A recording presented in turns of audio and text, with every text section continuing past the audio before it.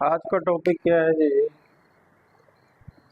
विद्युत क्षेत्र रेखाएं और विद्युत बल की रेखाएं क्या है। तो विद्युत क्षेत्र तो आप लोग पढ़ चुके हैं जी। अब विद्युत क्षेत्र की रेखाएं क्या है, तो दो लाइन लिखिए जरा इसमें।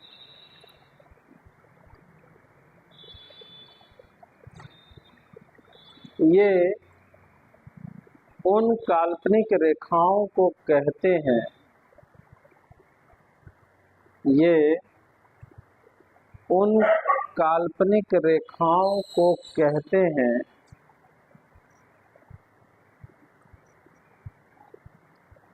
जो किसी स्थान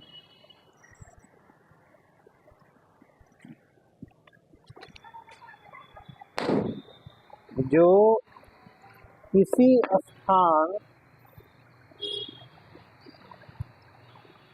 पर विद्युत क्षेत्र के लक्षण को बतलाते हैं, जो किसी स्थान पर विद्युत क्षेत्र के लक्षण को बतलाते हैं। बात आ रही है जी समझ में आपको? देखिए, विद्युत क्षेत्र रेखा जैसा कोई चीज वास्तव में होता है कि नहीं होता है? नहीं होता है। ये कल्पना है, और उस कल्पना का मदद हम क्यों ले रहे हैं? ताकि हमको क्या बढ़िया से समझ में आ जाए, विद्युत क्षेत्र बढ़िया से समझ में आ जाए। जैसे मान लीजिए यहाँ पे कोई आवेश है अब इसके चारों तरफ विद्युत क्षेत्र है कि नहीं, ये पता कैसे लगाएंगे? पढ़ा चुके हैं हम। टेस्ट आवेश लेके जाएंगे। मान लीजिए यहाँ हम टेस्ट आवेश लेके आए, तो यहाँ पकड़ के रखना होगा कि टेस्ट आवेश को छोड़ देना होगा। तो जैसे छोड़िएगा यहाँ पे, वो कहाँ चला जाएगा? ऊपर जाएगा कि नीचे जाएगा? ऊपर चला जाएगा। कहाँ जाएगा? अरे यहाँ टेस्ट आवेश छोड़ोगे तो कहाँ जाएगा? ये आगे जाएगा, क्योंकि ये आवेश आवेश हमेशा बल कहाँ लगाता है?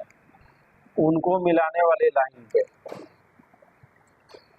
तो ये इधर भागेगा, तो टेस्ट आवेश इधर भागा, तो एक लाइन खींच दिया हमने। अच्छा, यहाँ अगर टेस्ट आवेश रखते तो यहाँ भी तो इधर ही भागता जी। अच्छा, यहाँ रखते तो इधर भागता, यहाँ रखते तो इधर भागता। अच्छा, यहाँ रखे तो नीचे के ऊपर कहाँ कि तिरछा, ऐसे ना भागेगा जी। अच्छा, यहाँ रखते तो इधर भागता, यहाँ रखते तो इधर भागता, ऊपर रखते तो ये जो लाइन हम खींच रहे हैं, ये समझ रहे हैं कैसे खींचे हैं? कैसे खींचे हैं? टेस्ट आवेश को हमने रख दिया, जिधर भागा उधर एक रेखा खींच दिया। यही रेखा क्या कहलाती है जी? विद्युत क्षेत्र की रेखाएं। अब जब किसी पढ़े लिखे व्यक्ति के पास ऐसा रेखा खींच के ले जाएंगे, तो वो समझ जाएगा कि भैया टेस्ट आवेश इधर भी भागा था, इधर भी भागा था, इधर भी भागा था। यानी टेस्ट आवेश जिधर भागेगा उधर एगो लाइन खींच दीजिए, उसी को क्या कहेंगे? विद्युत क्षेत्र रेखा। लेकिन ये लाइन आप पकड़ सकते हैं, छू सकते हैं। मतलब ये काल्पनिक है कि वास्तविक? काल्पनिक है भाई, बात खत्म। ये काल्पनिक रेखा है। तो विद्युत क्षेत्र रेखा का मदद हम क्यों ले रहे हैं जी? ताकि सामने वाले को हम समझा सकें कि टेस्ट आवेश का बिहेवियर क्या होगा। अब मान लीजिए कि हम यहाँ पे निगेटिव आवेश ले लेते हैं, मान लीजिए अब यदि यहाँ टेस्ट आवेश रखेंगे तो उस टेस्ट आवेश को ये ढकेल देगा कि खींच लेगा? खींच लेगा, ऐसे ही ना जी। यहाँ रखे तो भी खींच लेगा। बल हमेशा आवेश को मिलाने वाली रेखा पे लगता है, तो यहाँ रखेंगे तो यही ना रेखा होगा जी। तो नीचे लगेगा कि ऊपर, बोलो? यहाँ इधर रखेंगे तो भी ऊपर, इधर कहीं भी रख देंगे तो उसको खींच लेगा ये, इधर कहीं भी रखेंगे तो उसको खींच लेगा, इधर कहीं भी रखेंगे टेस्ट आवेश तो उसको खींच लेगा। बात आ रही है जी समझ में? तो ये सब क्या है जी? विद्युत क्षेत्र की रेखाएं। यानी विद्युत क्षेत्र की रेखाओं का मतलब क्या है जी? टेस्ट आवेश रखने पे जिस दिशा में गमन कर रहा है वहां लाइन खींच दीजिए, वही क्या है? विद्युत क्षेत्र रेखाएं। इससे हमको क्या फायदा हो रहा है? विद्युत क्षेत्र का क्या लक्षण है, वहां किस तरह से वो डिस्टर्ब करेगा टेस्ट आवेश को, ये हमको यहाँ पता चल जा रहा है। आगे जी बात समझ में? तो दोनों डायग्राम बनाइए जरा।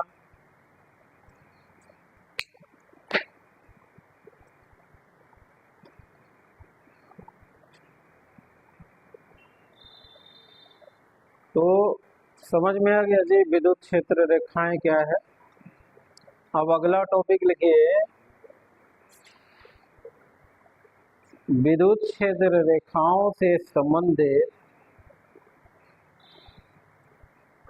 विद्युत क्षेत्र रेखाओं से संबंधित महत्वपूर्ण बातें। विद्युत क्षेत्र रेखाओं से संबंधित महत्वपूर्ण बातें। पहला नंबर, दोनों चित्र को ध्यान से देखो जी और देखकर बताओ कि विद्युत क्षेत्र की रेखाएं कहाँ ऐसा लग रहा है कि प्रारंभ होके कहीं जा रहा है। पॉजिटिव वाले में कि निगेटिव वाले में? पॉजिटिव वाले में। और कहाँ ऐसा लग रहा है कि चारों तरफ से आके खत्म हो रहा है? निगेटिव वाले में। तो पहला बिंदु लिखिए जरा, विद्युत क्षेत्र की रेखाएं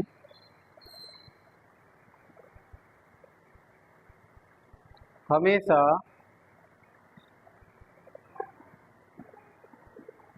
पॉजिटिव आवेश से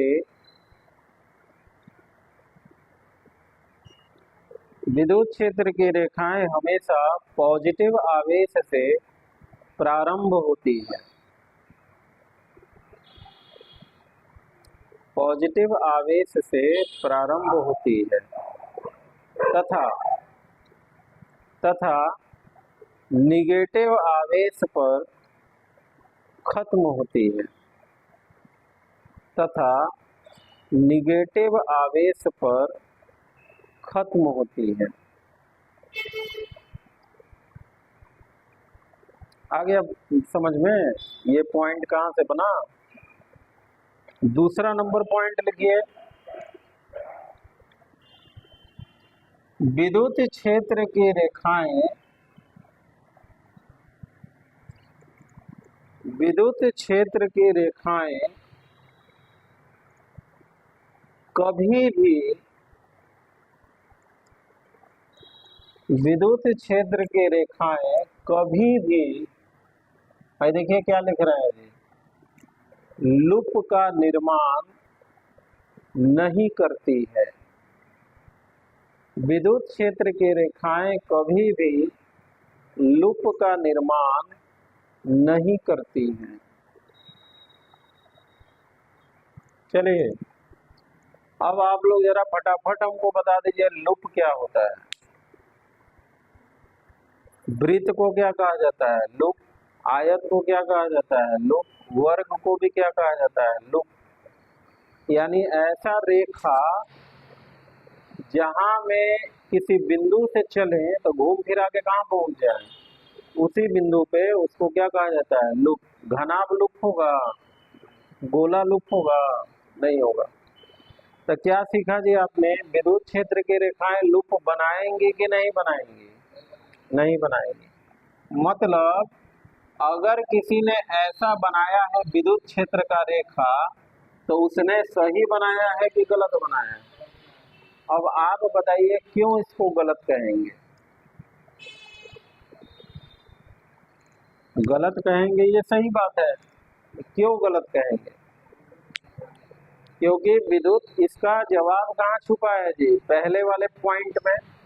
पहले वाले पॉइंट में क्या हमने बताया है कि विद्युत क्षेत्र की रेखा कहाँ से प्रारंभ होती है और कहाँ खत्म होती है। अब देखिए, ये प्रारंभ भी इसी बिंदु से हुआ है और खत्म भी इसी बिंदु से हुआ है, मतलब प्लस भी यही है, माइनस भी। और जब प्लस माइनस एक के जगह है तो कुल आवेश हो कितना जाएगा? तो फिर जब आवेश नहीं है तो विद्युत क्षेत्र होगा। तो इसलिए कभी भी लूप का निर्माण नहीं करेगी, क्योंकि प्लस माइनस एक जगह होगा नहीं भैया, और एक जगह होगा तो कुल आवेश जीरो होगा। जब आवेश जीरो हो गया तो विद्युत क्षेत्र कहाँ से आएगा? तो बना के आप ही काट दीजिए। और तीसरा नंबर पॉइंट लिखिए जरा।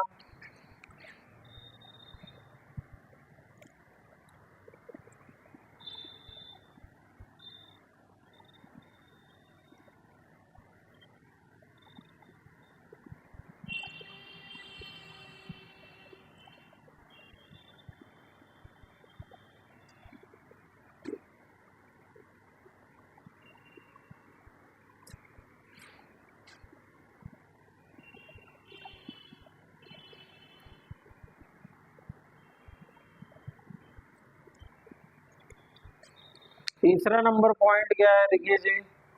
अभी हम आपको पहले वाले चित्र जो बनाया था, दो चित्र, उसमें रेखा खींचा था। तो सवाल ये है कि वैसा रेखा हम कितना खींच सकते हैं? 10,000, 12,000 की अनगिनत? अनगिनत नहीं, उसका भी संख्या हम क्या कर सकते हैं, प्राप्त कर सकते हैं। यानी एक आवेश जो है, स्रोत आवेश, उसके बगल में कितना जगह हम टेस्ट आवेश रख के उसको छोड़ सकते हैं, ये लिमिटेड है कि अनलिमिटेड है? लिमिटेड है। वो संख्या हम कैसे निकालें? तो वो संख्या देखिए क्या है, n क्या माने हैं समझ में आ गया आपको? तो वो संख्या क्या है जी, Q by epsilon not. Epsilon not तो पढ़ चुके हैं जी आप लोग। अरे ये जी बात समझ में। तो यहाँ आवेश रख दीजिए, यहाँ एप्सिलॉन नॉट रख दीजिए, कैलकुलेशन कीजिए, n जितना आएगा उतना लाइन हम खींच सकते हैं, उससे एक लाइन ज्यादा नहीं खिंचाएगा। जैसे उदाहरण के लिए मान लीजिए हमने 1 कूलम्ब आवेश यहाँ रख दिया, 1 कूलम्ब। अब आपसे हम कहेंगे इसका विद्युत क्षेत्र रेखा खींचो, तो आप फटफट खींच दीजिएगा, लेकिन सारा खींच पाइएगा? सारा खींचने में एक दिन लग जाएगा, क्योंकि इससे एगो दूगो खिंचाएगा कि बहुत सारा खिंचाएगा? बहुत सारा खिंचाएगा। तो कितना खिंचाएगा? तो क्यू के जगह क्या रखें जी, 1। एप्सिलॉन नॉट का मान नहीं पढ़ाए थे जी तुम लोगों? कितना? तो हई कहाँ चला जाएगा जी, हई ऊपर ना जी, और नीचे क्या बच जाएगा जी? तो n का मान लगभग लगभग कितना मिलेगा जी, 10⁻11। इसको हल कीजिएगा तो लगभग लगभग कितना मिलेगा? तो ये किसका चिन्ह है जी, लगभग लगभग। तो 10⁻11 का मतलब समझ रहे हो, एक दूगो जी, उतना लाइन खींच दोगे हैं? नहीं खिंचाएगा। अब देखिए चौथा नंबर बिंदु क्या लिखे हैं जी, जल्दी बोलो।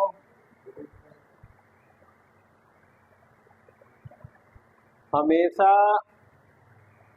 कंटिन्यूअस होता है, इसका मतलब बताओ जी। कंटिन्यूअस का मतलब ऐसे आप खींच सकते हैं या ऐसे खींच सकते हैं, ऐसे खींच सकते हैं, क्योंकि यहाँ डिसकंटिन्यूअस हो गया कि नहीं जी? तो ऐसे आप नहीं खींच सकते हैं, ऐसे खींच सकते हैं, ऐसे खींच सकते हैं। ऐसे क्यों नहीं खींच सकते हैं, ये आपको अगले बिंदु में पता चल जाएगा। तो टेढ़ मेढ़, जैसे देखिए हमसे यहाँ टेढ़ा हो गया, लेकिन परीक्षा में ये चीज अगर टेढ़ा कीजिएगा तो आपका नंबर काट लेगा। आराम से काट लेगा आपका नंबर। इसलिए एग्जाम में स्केल पेंसिल से बनाना है कि ऐसे ही रफ हैंड से बनाना है, स्केल से बनाना है, क्योंकि लाइन थोड़ा भी टेढ़ा नहीं होना चाहिए। इसीलिए चौथा नंबर बिंदु हमने लिखाया है। तो हमसे अगर टेढ़ा हो भी जा रहा है तो आप हमेशा क्या बनाइए उसको सीधा। ये भी तो डिसकंटिन्यूअस है, तो इसीलिए ना गलत हो गया भाई। अब क्यों डिसकंटिन्यूअस नहीं हो सकता है, ये पांचवा नंबर बिंदु में हम देखेंगे। तो यहां तक नोट कीजिए जरा। अब पांचवा नंबर जरा बिंदु लिखिए। पांचवा नंबर में लिखिए, विद्युत क्षेत्र रेखा के किसी बिंदु पर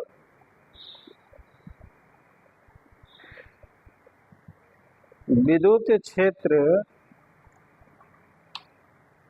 रेखा के किसी बिंदु पर यदि स्पर्श रेखा खींच दी जाए, यदि स्पर्श रेखा खींच दी जाए तब वह स्पर्श रेखा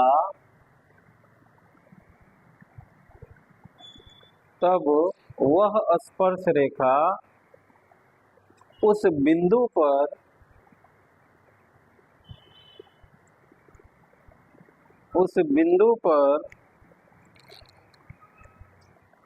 विद्युत क्षेत्र के दिशा को इंगित करती है।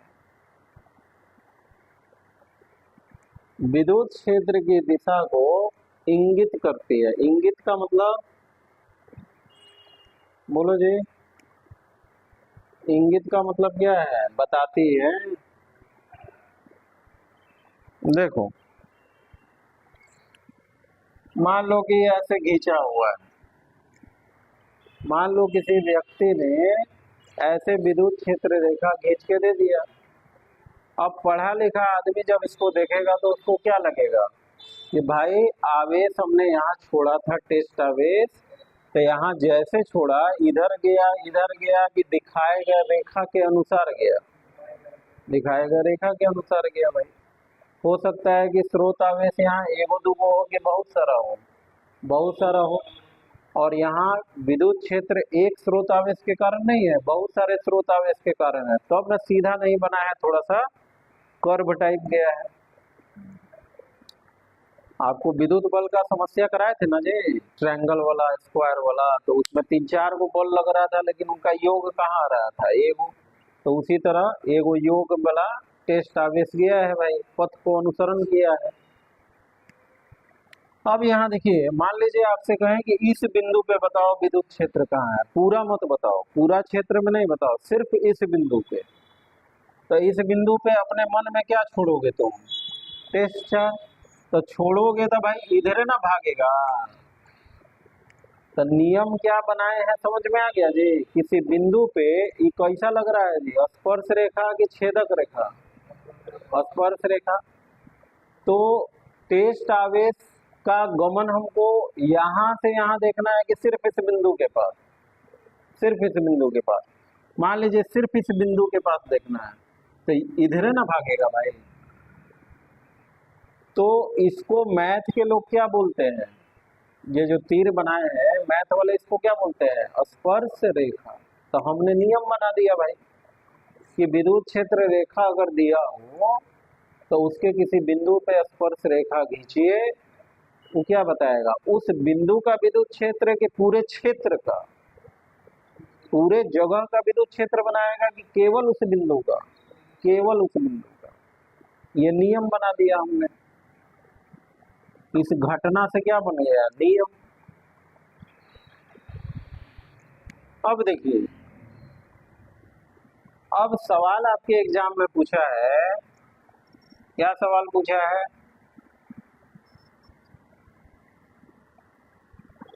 दो विद्युत क्षेत्र की रेखाएं कभी भी एक दूसरे को प्रतिच्छेद का मतलब समझते हैं?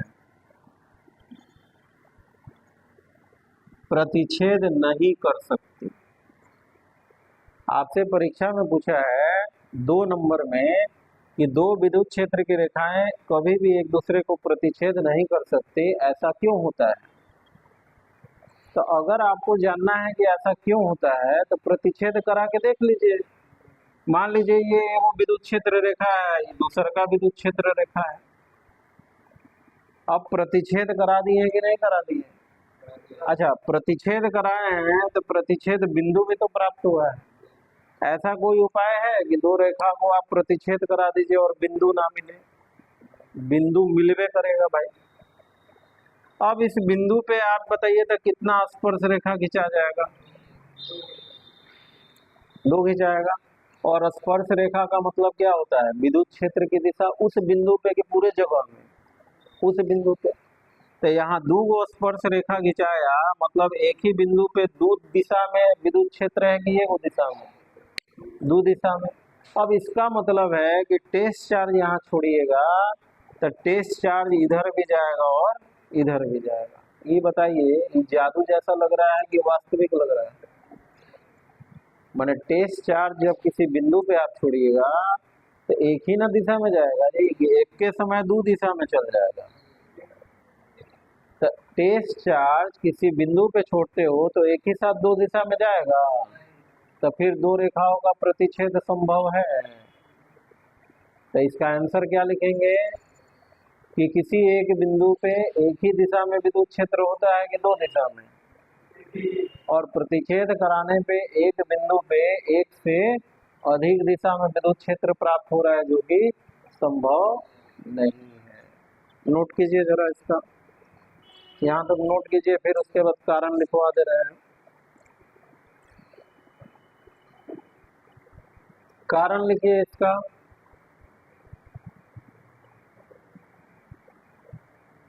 कारण में लिखिए क्योंकि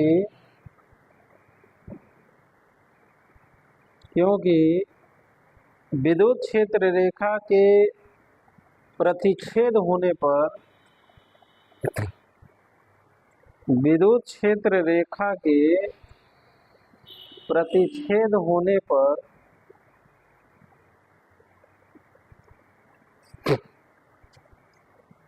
हमें प्रतिच्छेद बिंदु प्राप्त होता है। हमें प्रतिच्छेद बिंदु प्राप्त होता है जिस पर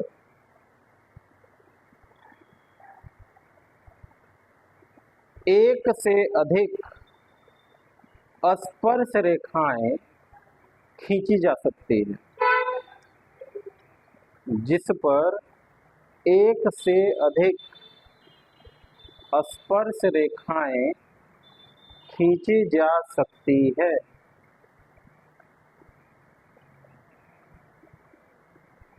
जिसका अर्थ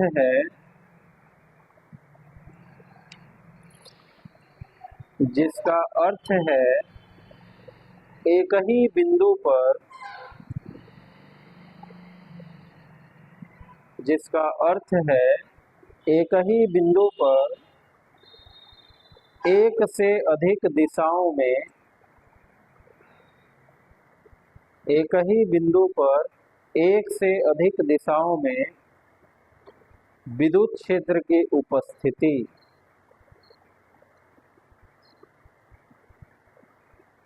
विद्युत क्षेत्र की उपस्थिति जबकि ऐसा होना असंभव है। जबकि ऐसा होना असंभव है। क्यों असंभव है जी? बताओ। एक ही बिंदु पे 2 विद्युत क्षेत्र क्यों नहीं हो सकता है?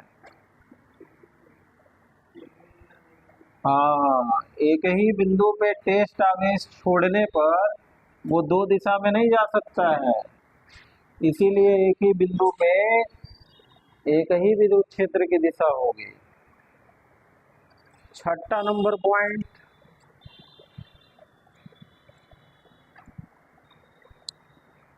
अब जरा आप बताइए ये क्या है जी?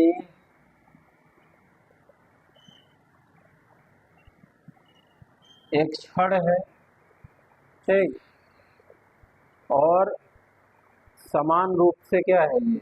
आवेशित। अब आपसे कहा कि भाई इसका विद्युत क्षेत्र रेखा खींच के दिखाओ। कैसे खींचेंगे जी? कैसे खींचना बताया है आपको? कैसे खींचना बताया है, बताइए। अरे क्या तरीका बताया है शुरू में खींचने के लिए? टेस्ट आवेश वहां रख दो, जिधर जाएगा उधर लाइन खींच दो। तो क्या दिक्कत है इसमें? यहाँ टेस्ट आवेश रखिएगा तो किधर जाएगा? खींच दीजिए लाइन। यहाँ टेस्ट आवेश रखिएगा तो खींच दीजिए। हो गया, हुआ ना जी? लेकिन ये डायग्राम क्या है जी? गलत। क्यों गलत है? देखिए,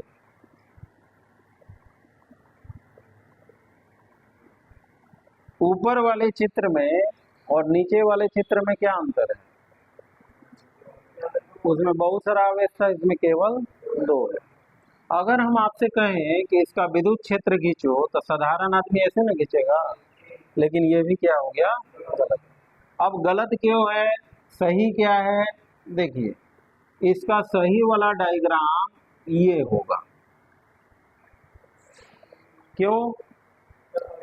जब टेस्ट आवेश आप यहाँ छोड़िएगा तो ये तो भैया उसको आगे ढकेलेगा, लेकिन ये थोड़ी छोड़ देगा, ये तो उसको तिरछा ढकेलेगा। अब टेस्ट आवेश ना आगे जाएगा ना तिरछा जाएगा, दोनों के रिजल्टेंट में जाएगा।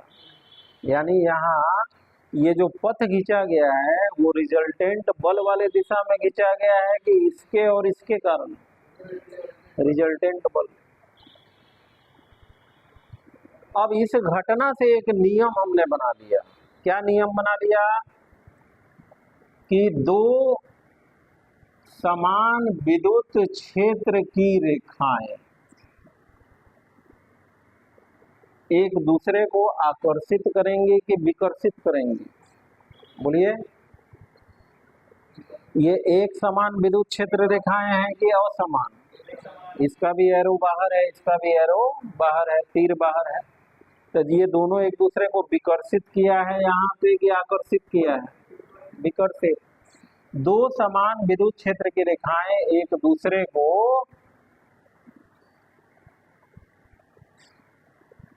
लंबवत दिशा में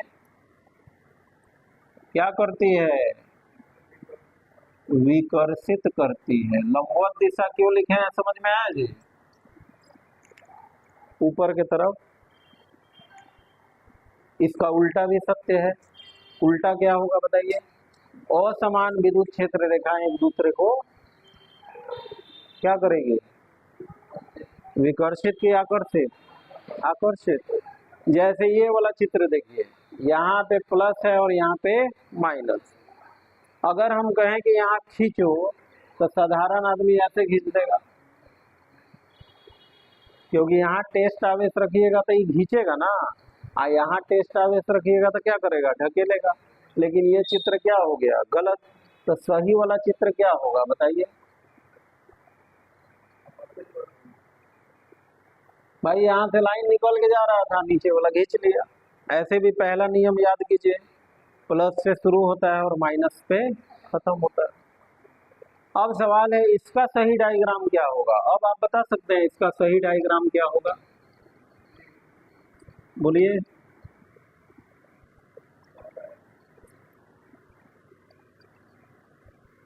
इसका सही डायग्राम ये होगा। क्यों ये होगा जी? अब आप जरा बताइए हमको, ऊपरे वाला लाइनवा को काहे रिपल कराए हैं, विकर्षित कराए हैं? नीचे वाला तीन वो लाइन को तो विकर्षित नहीं कराए। क्यों?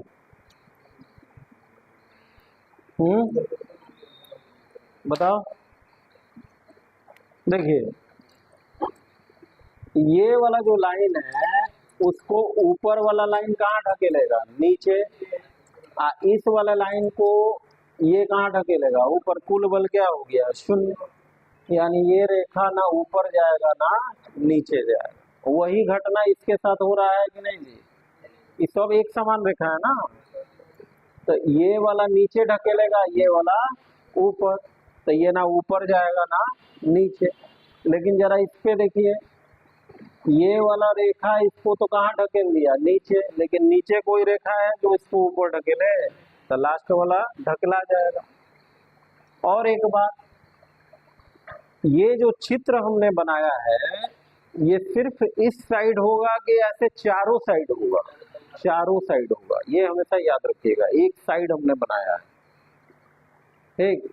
इसका यूज पड़ेगा अगले टॉपिक में जब गॉस पढ़ेंगे, तो वहां ध्यान क्या रखना है, चारों साइड में। अब देखिए एक और चित्र हमने बना दिया। अब बताइए भाई,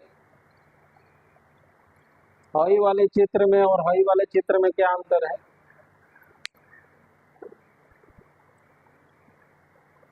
इसका विद्युत क्षेत्र रेखा कैसे खिंचाएगा ये तो आप देख लिए, इसका कैसे खिंचाएगा बताइए, दोनों में क्या अंतर है। दिखने में क्या अंतर है, यहाँ डॉट डॉट है और यहाँ डॉट डॉट। तो अंतर क्या है जी, इसकी लंबाई क्या है भाई, नियत। इसकी लंबाई क्या है जी, अनंत लंबाई। डॉट डॉट का मतलब क्या है, अनंत लंबाई। अनंत का मतलब इसका लंबाई प्राप्त कर सकते हैं कि नहीं कर सकते हैं, नहीं कर सकते हैं। इसका उदाहरण बताइए। इसका उदाहरण तो आपके घर में है जी, तार नोच लीजिए, लंबाई नहीं पता चल जाएगा। या आपके घर में नापिए का ना मिस्त्री लगाया होगा। इसका उदाहरण बताइए बगल वाले का, बिजली का तार, पोल वाला। आप एक पोल से दूसरा पोल जाएंगे तब तीसरा शुरू हो जाएगा, तीसरा के पास जाइएगा तो चौथा शुरू हो जाएगा। ऐसे पटना पहुंच जाइएगा, लेकिन बिजली का सरकारी वाला तार कभी खत्म होगा कि नहीं होगा, तो उसको क्या कहेंगे, अनंत लंबाई का तार। और अपने घर में जो लगा है उसको नियत लंबाई का तार। तो अनंत लंबाई और नियत लंबाई के तार को चित्र में कैसे बनाना है, सबको समझ में आ गया जी। अच्छा, नियत लंबाई के तार में अगर आवेश हो तो उसका विद्युत क्षेत्र कैसे खींचना है, समझ गए। अनंत लंबाई वाले का कैसे खींचना है जी बताओ। सब लाइन सीधा होगा कि मोनो टेढ़ा होगा, बोलो जल्दी। सब लाइन सीधा होगा, क्यों, क्योंकि इसके बाद भी प्लस प्लस है, उसके ऊपर भी प्लस प्लस है। लास्ट वाला ना रिपल होगा, तो इसमें तो लास्ट नहीं है, इसमें तो शुरुआतें नहीं है जी। आ गया जी बात समझ में, नोट करो जरा इसको।